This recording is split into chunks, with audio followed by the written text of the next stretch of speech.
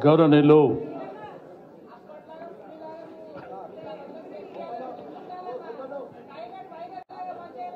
హైదరాబాద్ జిల్లా అధ్యక్షులు జూబ్లీహిల్స్ శాసనసభ్యులు సోదరులు మాగంటి గోపీనాథ్ గారు, మన సికింద్రాబాద్ పార్లమెంటరీ అభ్యర్థి గౌరవ సికింద్రాబాద్ శాసనసభ్యులు పద్మారావు గారికి, గౌరవ శాసనసభ్యులు ముఠా గోపాలన్న గారు, కాలేరు వెంకటేష్ గారు, శాసన మండలి సభ్యులు పెద్దలు ప్రభాకరన్ గారు, పార్టీ జనరల్ సెక్రటరీ సీనియర్ ఉద్యమ నాయకులైనటువంటి అన్న దాసోజీ శ్రవణ్ గారికి, గౌరవ విప్లవ్ కుమార్ గారు, నాగేష్ గారు, గోవర్ధన్ రెడ్డి గారు, అదేవిధంగా ఆనంద్ గారికి, హర్షాబాయ్, మోహిత్ బాయ్, అదేవిధంగా గౌరవ చైర్మన్ మాజీ చైర్మన్ గారు అయినటువంటి శ్రీధర్ రెడ్డి గారు, శ్రీనివాసరెడ్డి గారు, అక్క అన్నపూర్ణ గారికి, గౌరవ మా కార్పొరేటర్లకు అందరికీ, మాజీ కార్పొరేటర్లు, డివిజన్ అధ్యక్షులు, పార్టీ సీనియర్ నాయకులు, ఉద్యమకారులకు, भाइयों बहनों, आपको भी सबको मेरे मुसलमान भाई बहनों को सलाम, रमजान का मुबारकबाद भी देता हूँ। మరి ఎంతో సంతోషదాయకమైనటువంటి సందర్భం. ఎలక్షన్లు వచ్చినాయి.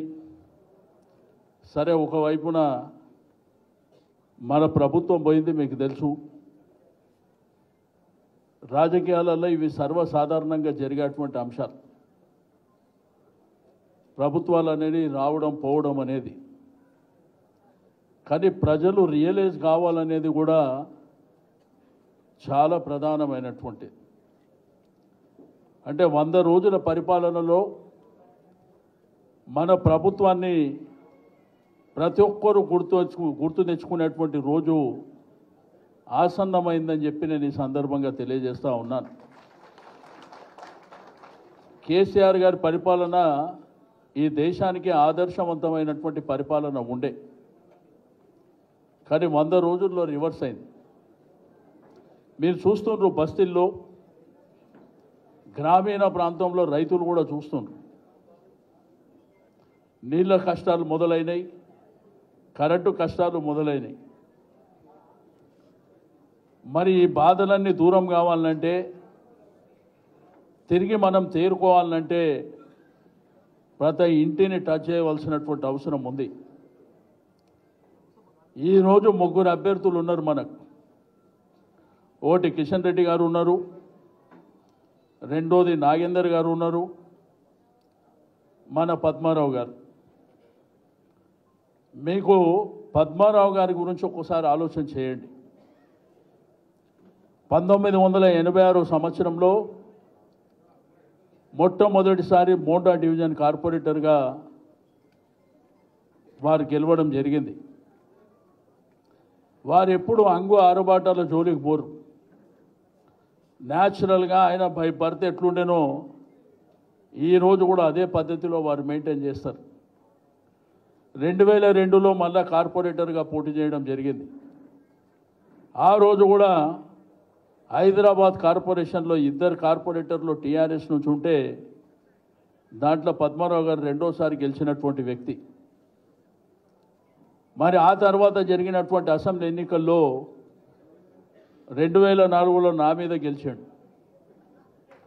మరి ఆ తర్వాత జరిగిన రాజకీయ పరిణామాలలో 2014లో గెలవడమే కాకుండా వారు మంత్రిగా కూడా బాధ్యతలు చేపట్టాడు. మరి నిరంతరం ప్రజల మధ్యన ఉండి ప్రజాసేవకి అంకితమై వారు ఆ రోజు నుంచి ఈ రోజు వరకు, ఆ తర్వాత డిప్యూటీ స్పీకర్గా పనిచేశారు. మరి మొన్న జరిగినటువంటి ఎన్నికల్లో భారీ మెజారిటీతోని మరి సికింద్రాబాద్ కార్యకర్తలు ప్రజల ఆశీర్వాదంతోనే మంచి మెజారిటీతో గెలవడం జరిగింది.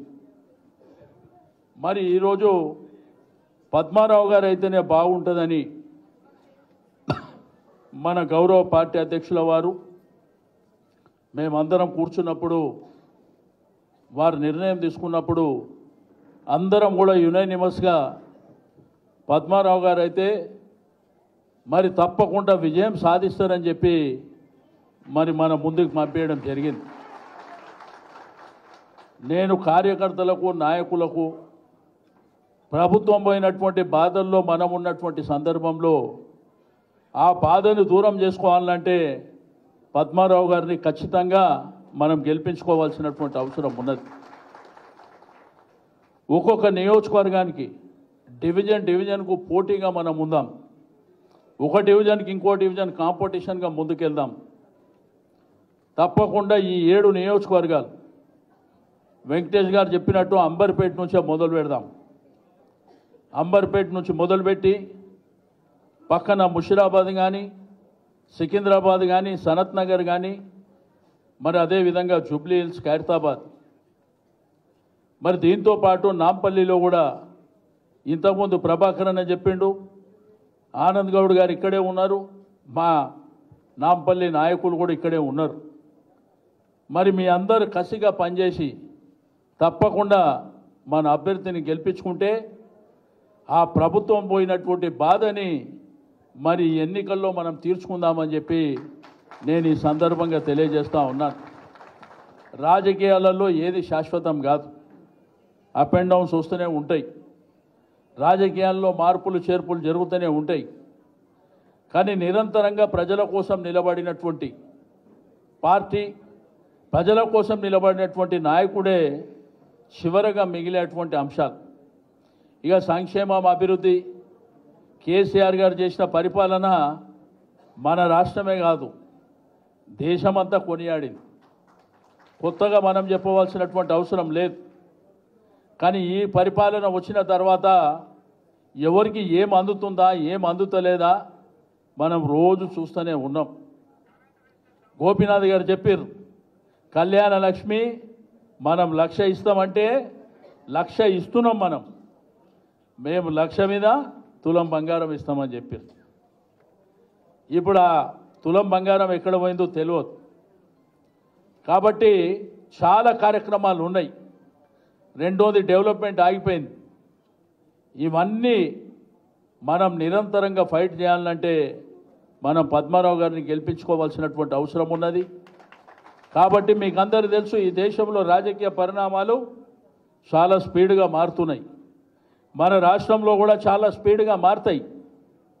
తప్పకుండా రాష్ట్ర వ్యాప్తంగా మన బలమైనటువంటి అభ్యర్థులని మన గౌరవ పార్టీ అధ్యక్షుల వారు పంపించడం జరిగింది. ఇంతకుముందు తమ్ముడు శ్రీనివాస్ యాదవ్ గారు మాట్లాడినప్పుడు చెప్పారు, హైదరాబాద్ పార్లమెంట్ అంటే ఓల్డ్ సిటీ అంటే ఏదో వాళ్ళే గెలుస్తారని కాదు. తప్పకుండా ప్రయత్నం చేద్దాం. ఏదైనా కానీ ప్రయత్నం లోపించకుండా మనం ముందుకు వెళ్దామని చెప్పి నేను ఈ సందర్భంగా తెలియజేస్తూ ఉన్నాను. నిరంతరం ప్రజల్లో ఉన్నోళ్ళు ఎప్పటికైనా నిరంతరంగా ప్రజల్లో ఉండేటువంటి పార్టీకి విజయం చేకూరుతుందని చెప్పి నేను ఈ సందర్భంగా తెలియజేస్తూ ఉన్నాను. నేను నాయకులకు కార్యకర్తలకు సూచన చేస్తున్నా, దయచేసి పార్టీ అధ్యక్షుల వారు ఏ టైం అయితే మనకు ప్రోగ్రాం ఇచ్చిండ్రో అంతకంటే 15 నిమిషాల ముందే మనం ముందుకు రావాలి. నేను మా కార్పొరేటర్లకు కూడా చెప్తున్నా, మా ఎమ్మెల్యేలకు కూడా చెప్తున్నా, మా నాయకులకు చెప్తున్నా, మీరు మీటింగ్ స్టార్ట్ అయినాక గంట అయినాక వచ్చి నా కూర్చేది నీ కూర్చేది అంటే ఏం చేస్తారు ఎవరైనా? మీరు 15 నిమిషాల ముందు వస్తే మీ కుర్చీ మీకు ఉంటుంది. దయచేసి ఏంటంటే కార్యకర్తలకు నాయకులకు కూడా కమ్యూనికేషన్ అనేది ఇంపార్టెంట్. ఏదో మెసేజ్లు పంపించడం కాదు, ఎలక్షన్లలో ఫోన్ చేయాలి వాళ్ళకి. అందరికి ఫోన్ చేస్తే వాళ్ళకు కూడా ఉత్సాహం ఉంటుంది. ఏ నియోజకవర్గానికి ఆ నియోజకవర్గానికి సంబంధించినటువంటి గౌరవ శాసనసభ్యులు వాళ్ళతో ఎప్పటికప్పుడు ఇంటరాక్షన్ ఉంటే వాళ్ళకు కూడా ఉత్సాహం పెరుగుతుంది. డెఫినెట్గా మనకంటే ముందు వాళ్ళు డైనమిక్గా ముందుకు రావడానికి అవకాశం ఉంటుందని చెప్పి నేను ఈ సందర్భంగా తెలియజేస్తూ ఉన్నాను. తప్పకుండా ఎలక్షన్ అనేది చాలా టైం ఉంది. అయినప్పటికీ మన ప్రోగ్రామ్ షెడ్యూల్ అంతా తయారు చేసుకోండి. ఫస్ట్ సికింద్రాబాద్ పార్లమెంటుకు సంబంధించి మరి జనరల్ బాడీ మీటింగ్ ఏర్పాటు చేసుకుంటాం.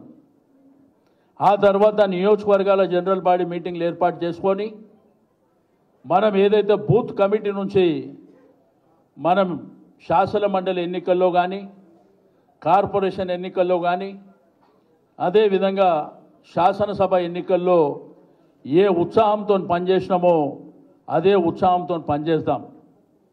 డీలిమిటేషన్ అవుతుంది. డీలిమిటేషన్ అయినాక నియోజకవర్గాలు పెరుగుతాయి. మరి నియోజకవర్గాలు పెరిగినప్పుడు నాయకులు వేదిక మీద ఉన్నోళ్ళే కాదు, మీ నుంచి కూడా నాయకులు పుడతారు, నాయకత్వం పెరుగుతుంది. రెండోది వచ్చే 2 ఏళ్ళ తర్వాత మీ కార్పొరేషన్ ఇంకా 2 ఏళ్ళు ఉందమ్మా, 2 ఏళ్ళ తర్వాత ఆర్డర్ మారుతుంది. అంటే రిజర్వేషన్లు మారుతాయి, అవకాశాలు అనేటివి ఆటోమేటిక్గా వస్తాయి. ఒకసారి ఈ ప్రభుత్వం ఇట్లనే కొనసాగితే వీళ్ళు డెవలప్మెంట్ వెల్ఫేర్ మర్చిపోయి అభివృద్ధి కార్యక్రమాలు మర్చిపోయి ఇదే విధంగా కొనసాగితే మరి తిరిగి మనమే ఆ ఉత్సాహంగా ముందుకెళ్ళడానికి అవకాశం ఉంటుంది. కాబట్టి మనకు అలసట అనేది లేకుండా నిరంతరం ప్రజలలో ఉండవలసినటువంటి అవసరం ఉన్నది. ఇప్పుడు నీళ్లు సరిగ్గా రాకపోతే ధర్నాలు చేస్తాం. ఆ రోజు ఉచితంగా నీళ్ళు ఇస్తామని మనం చెప్పినాం. ఇప్పుడు బిల్లు పంపిస్తూ ఆ బిల్లన్నీ కలెక్ట్ చేసుకొని మరి మెట్రో వాటర్ వర్క్స్ ఆఫీస్ ముంగట ధర్నా చేస్తాం. కరెంటు సరిగ్గా లేకపోతే ఎలక్ట్రిసిటీ ఆఫీస్ ముంగట ధర్నా చేస్తాం. ఇట్లా చాలా ఉన్నాయి. వాళ్ళు 6 గ్యారెంటీలు అని చెప్పారు. 6 గ్యారెంటీలకు 100 రోజుల టైం అయిపోయింది. మధ్యలో ఎలక్షన్లు వచ్చినాయి కాబట్టి ఈ ఎలక్షన్లు అయిన తర్వాత మనం ఈ కార్యక్రమాన్ని ఎలక్షన్లలో కూడా ప్రజల దగ్గరికి తీసుకొని ముందుకెళ్దాం. కాబట్టి మీ అందరికీ నేను రిక్వెస్ట్ చేసేది ఒకటే, మనం అందరం ధైర్యంగా ముందుకెళ్దాం. రాజకీయాలల్లో గెలుపోవటములు ఎన్నో చూసినాం, కొత్త ఏం కాదు కదా. రాజకీయాలలో ఒక్కోసారి మనం మంచి పని చేసినా కానీ ఓడిపోయే పరిస్థితి ఉంటుంది.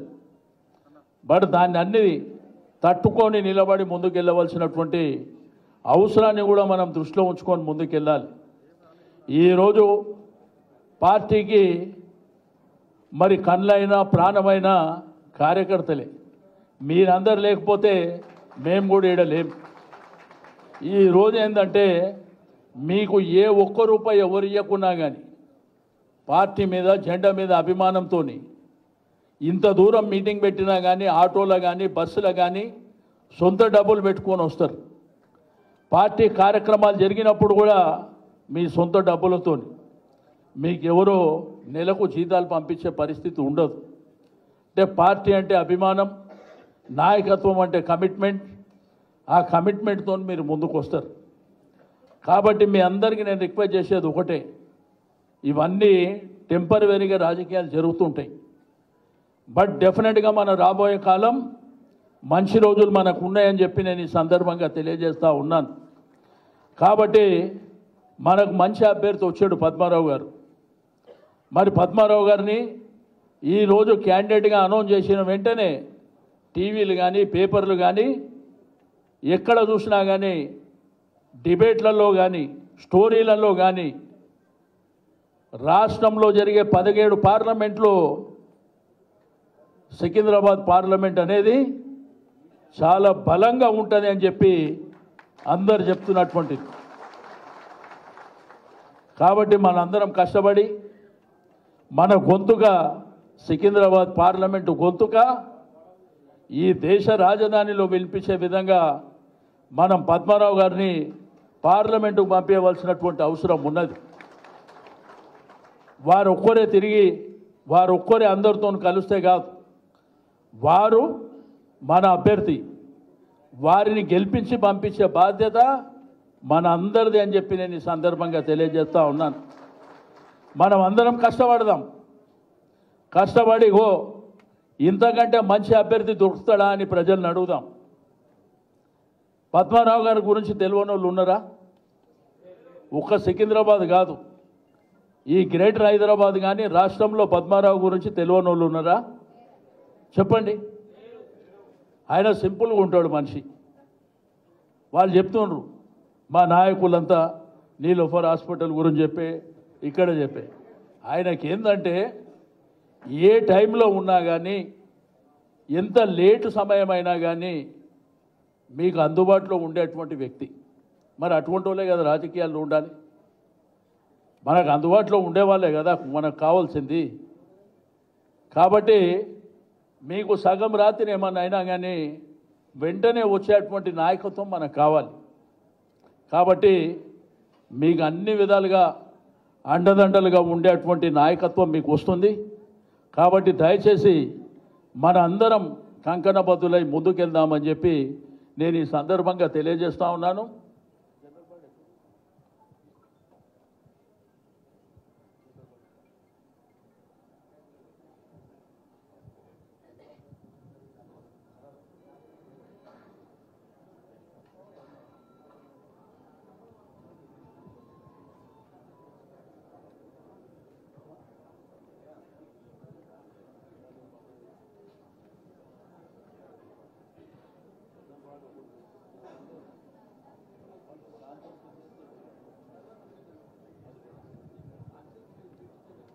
అయితే మీకు అందరికీ ఏంటంటే 2-3 రోజులలో షెడ్యూల్ ఇస్తాం. ఈ షెడ్యూల్ ఏంటంటే ఫస్ట్ నియోజకవర్గం జనరల్ బాడీ మీటింగ్ పెట్టుకుంటాం. ఒకరోజు సనత్ నగర్ ఉంటుంది, ఒకరోజు సికింద్రాబాద్ ఉంటుంది, ఒకరోజు ముషిరాబాద్, ఒకరోజు అంబర్పేట్, ఖైరతాబాద్, జూబ్లీహిల్స్, నాంపల్లి. ఒక్కొక్క రోజు జనరల్ బాడీ మీటింగు ఒక్కొక్క నియోజకవర్గంలో మనం ప్లాన్ చేసుకున్నాక ఈ 7 కంప్లీట్ అయిన తర్వాత సికింద్రాబాద్ పార్లమెంటరీ నియోజకవర్గం జనరల్ బాడీ మీటింగ్ పెట్టుకొని అప్పుడు బస్తీలలో మరి నియోజకవర్గంలో అనేకమైనటువంటి ప్రజల దగ్గరికి వెళ్ళడానికి మనం డెఫినెట్గా ప్లాన్ చేసుకొని ముందుకెళ్దామని చెప్పి నేను ఈ సందర్భంగా తెలియజేస్తూ మీ అందరికీ నేను కోరేది ఒకటే, మన కోసం పనిచేసినటువంటి కార్యకర్తలు, నాయకులు, పార్టీ అభిమానులు, సింపథైజర్స్ కానీ మీకు మొన్న అసెంబ్లీ ఎలక్షన్లో మీకు అందరికీ తెలుసు మనకు ఎవరు పనిచేశారు. వాళ్ళందరినీ మీరు అప్రోచ్ కండి. మీరు అప్రోచ్ అయ్యి అందరితో నిరంతరంగా మాట్లాడండి. ఈరోజు ముస్లిమ్స్ అయినా, క్రిస్టియన్స్ అయినా, సర్దార్ జిల్లా అయినా, నార్త్ ఇండియన్స్ అయినా అందరినీ, ప్రతి ఒక్కరిని, ఇక్కడ ఉన్నటువంటి మన స్థానికంగా ఉండే వాళ్ళైనా అందరినీ అపార్ట్మెంట్ కానీ, కాలనీ కానీ అన్ని ఏరియాలను కూడా మీరు సంప్రదించి మన కార్యాచరణ మనం తయారు చేసుకుందాం. అసెంబ్లీ ఎలక్షన్లో ఒక్కొక్కరం ఒక్కొక్క పద్ధతిలో ముందుకెళ్ళినాం. నేను ఒక పద్ధతిలో ముందుకెళ్ళినా, పద్మారావు గారు ఒక పద్ధతిలో వెళ్ళినారు, గోపీనాథ్ గారు ఒక పద్ధతిలో వెళ్ళినారు, వెంకటేష్ గారు, గోపాల్ గారు. మరి అదేవిధంగా అందరం ఒక పద్ధతిలో ముందుకెళ్ళినాం. కాబట్టి ఆ పద్ధతిలోనే మరి మనం గెలవడానికి పూర్తి స్థాయిలో కార్యాచరణ తయారు చేసుకొని ముందుకెళ్దామని చెప్పి మీకు 2 రోజులలో డేటు ప్రకటన చేస్తాం. కానీ నియోజకవర్గం మీటింగ్ జరిగేటప్పుడు మాత్రం 1000 మందికి తక్కువ ఉండకుండా మనం ప్లాన్ చేసుకొని ముందుకెళ్దాం. మీటింగ్ అవుతుంది, మీటింగ్ తర్వాత భోజనాలు జరుగుతాయి, మీటింగ్ జరుగుతుంది. మరి మీటింగ్ అయిన తర్వాత లంచ్ ఏర్పాటు చేసుకుందాం, మన కార్యాచరణ తయారు చేసుకుందాం.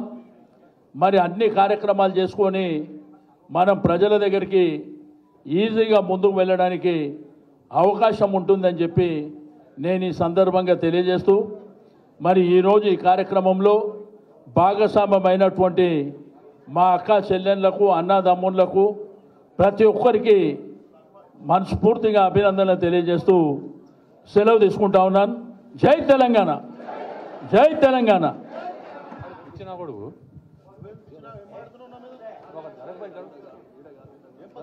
జరగ